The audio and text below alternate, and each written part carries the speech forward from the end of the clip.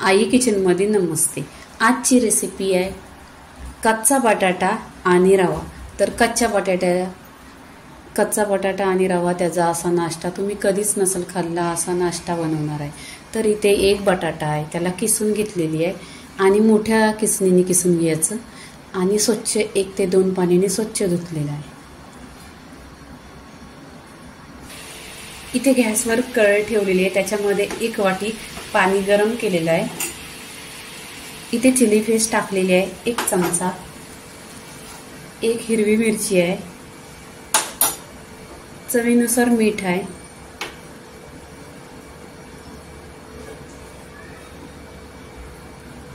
आणि इथे कोथिंबीर टाकायची।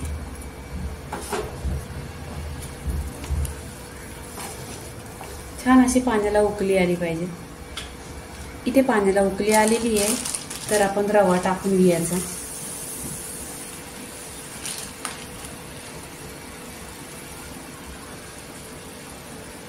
आणि तो चिकटतो।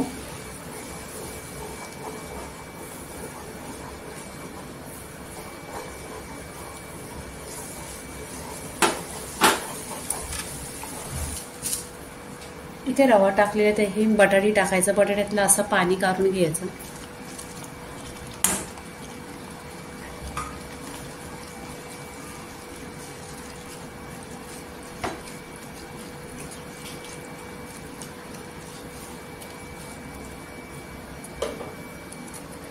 एक 5 मिनिटं आहे ना असं गॅसवर आहे ना ढाकून ठेवायचं आणि त्याच्यावर ढाकण ठेवायचं।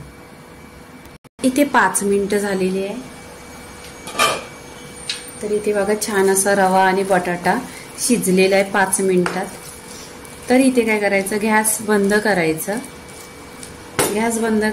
आणि फक्त असं ढाकण लावून ठेवायचं, म्हणजे एकदम सॉफ्ट होईल। इथे 10 मिनिटं झालेली आहे।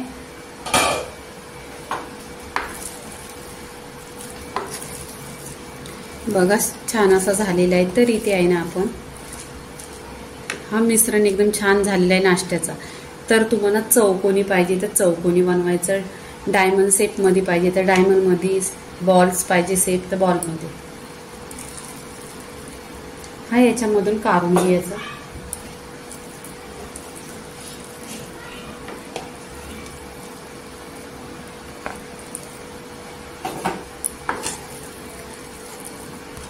असा बघा गोल राऊंड मध्ये बॉल बनवायचं आणि हे फ्राय करून घ्यायचं। इथे तेल ठेवलेलं आहे गॅसवर आणि त्याच्यामध्ये ते बॉल्स टाकलेले आहेत बघा,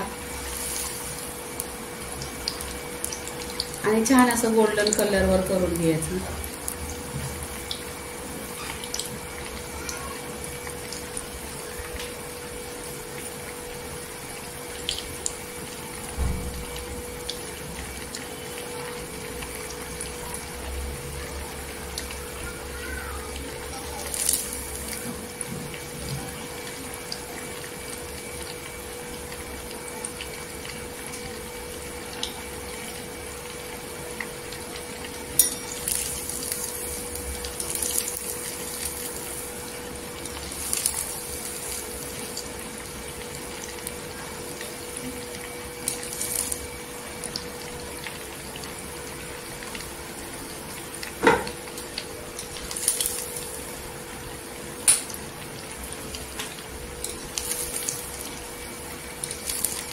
तर इथे बघा असं छान असं फ्राय झालेला आहे आपला नाश्ता, परफेक्टली असं गोल राऊंड मध्ये आहे। हे बघा पूर्णपणे बटाट्याचा, कच्चा बटाटा आणि रवा नाश्ता झालेला आहे।